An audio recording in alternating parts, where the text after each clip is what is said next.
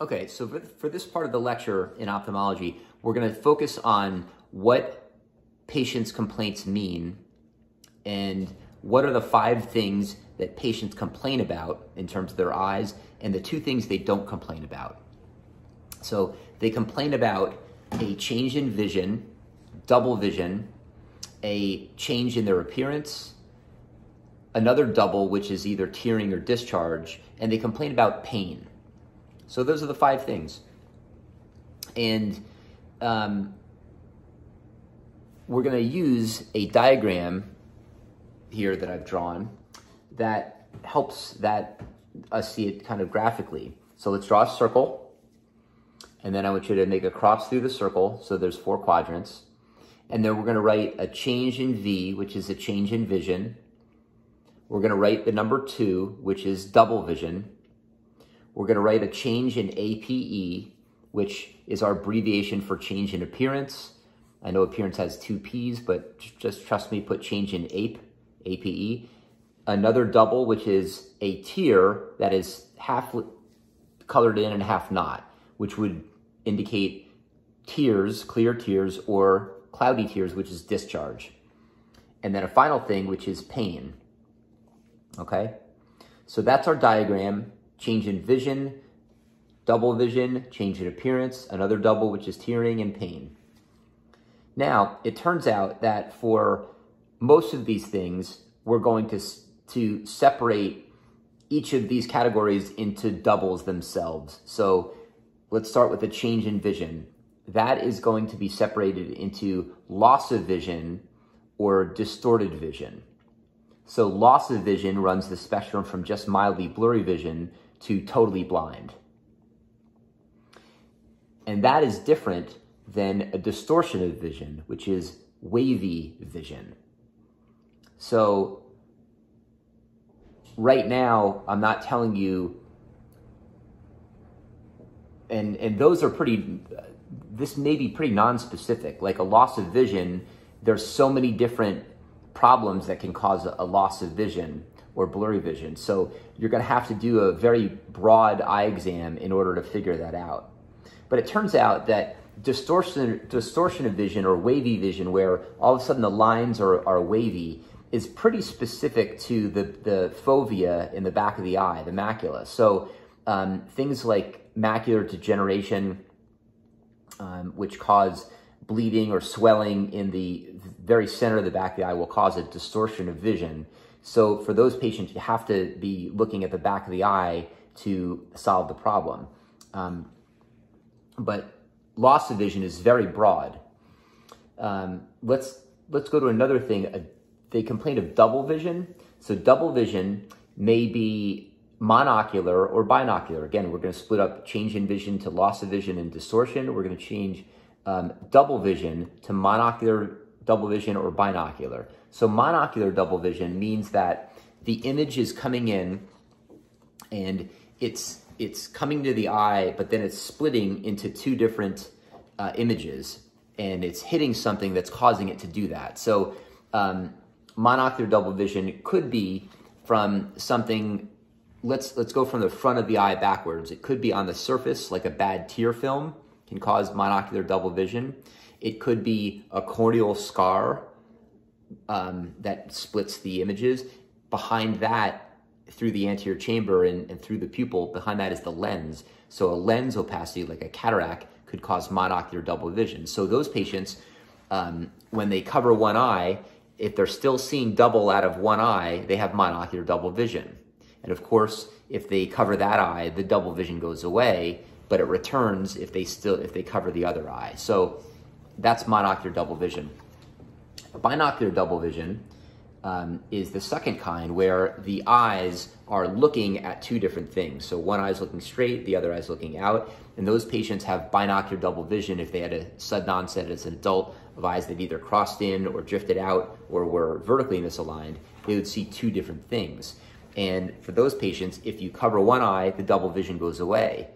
It comes back if they are using 2 eyes, and if you cover the other eye, it goes away. So it's very important to actually cover both eyes, because if you cover the eye of someone with monocular diplopia and they say, yep, the double vision's gone, if you think that it's then because their eyes are misaligned, it really could be because you covered the eye with the monocular double vision first. You really have to compare, and if they say, nope, I still see it, they have monocular double vision. But if the double vision is always gone when either eye is covered, and it's present when the eyes are open, then it's binocular.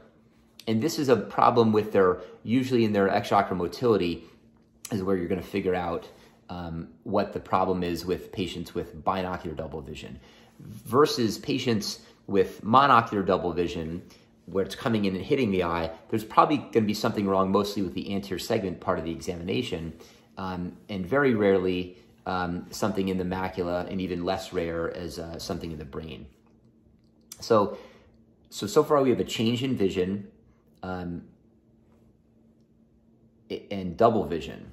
Now let's go to a change in appearance, change in APE. Well, there are many things that can cause a change in appearance. And they might be talking about a change in what their eyeball looks like. So it's red and injected. And it may be that their eye is very swollen and puffy. It may be that their pupil size looks different in one size than the other. And it may be that their alignment looks abnormal to them. So their eyes started to cross in or drift out or up or down, and that could also cause a change in appearance. So there are a few different things that cause a change in appearance, but that's not very hard to for you to understand. They'll just describe whatever their change in appearance is. And there's going to be a part of the exam, probably maybe looking at their anterior segment or looking at their pupils or looking at their extraocular motility, that will help explain what it is that they're actually talking about. One of the other parts of the change in appearance could be a droopy eyelid. So we've got a change in vision, double vision, a change in appearance that is specific, and they'll tell you what it is. And then another double that they can complain about is tearing or discharge. So let's just draw a tear, split it in half, shade one in, and you can get tearing from increased production or decreased drainage. So if you have irritation in your eye, that could cause you to tear a lot. On the other hand, you could have no irritation, but the drainage system can be blocked, and that might cause less tear outflow and then more drainage down your face. So babies can get this. Adults get this as well when they get tear duct obstruction, but usually related to an infection of the nasolacrimal sac. And so there will also be a change in appearance as well with those patients because they'll get red and puffy on their nasolacrimal sac.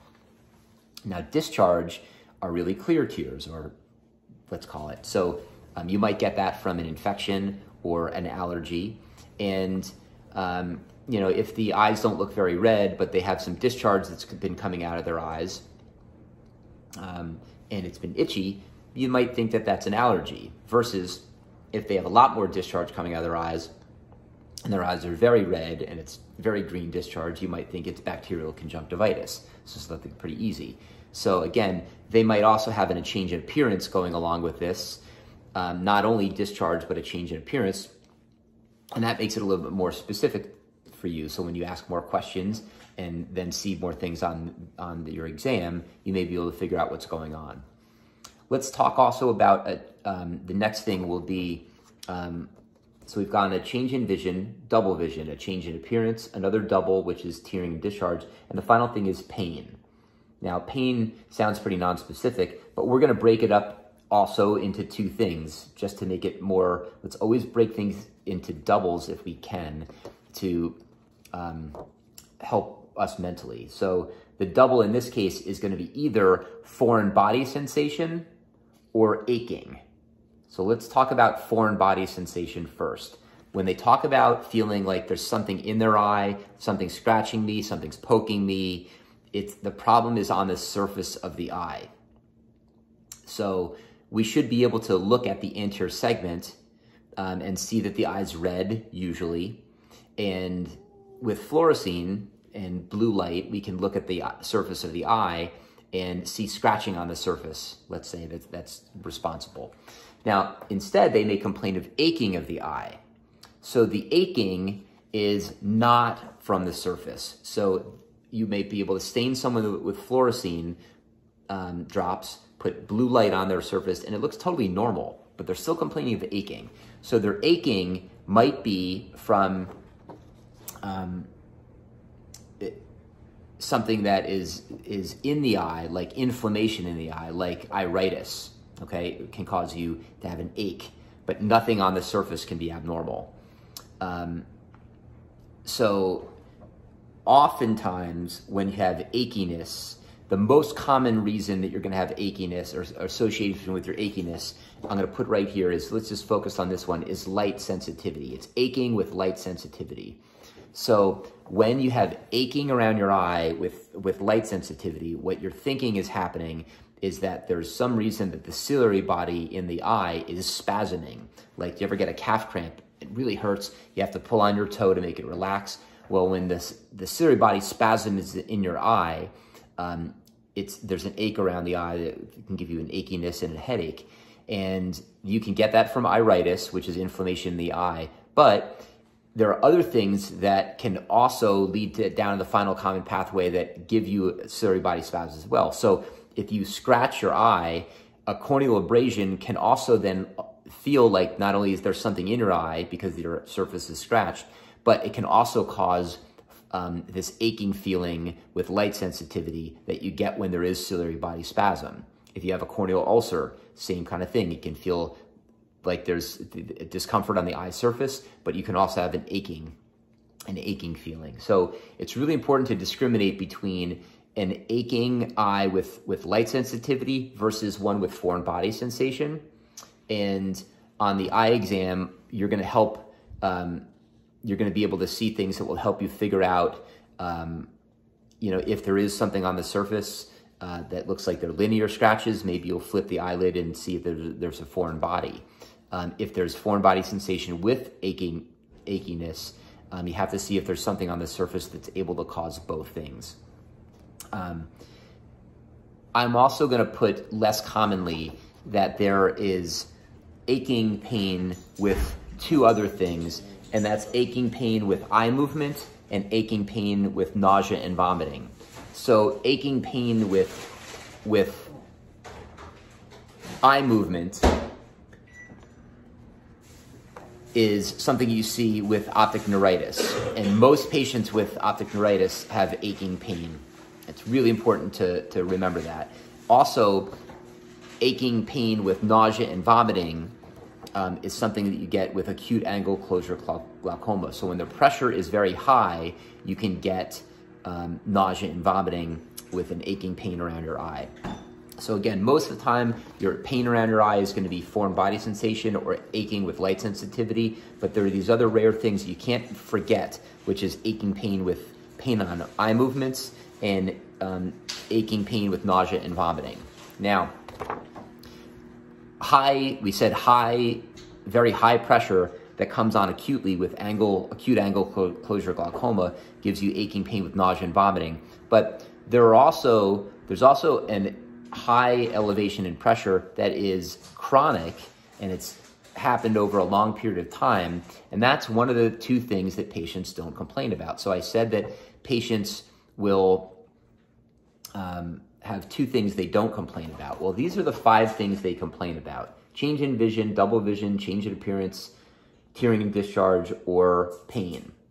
But the 2 things they don't complain about are chronic elevations in pressure or creeping visual field loss. So for my little diagram,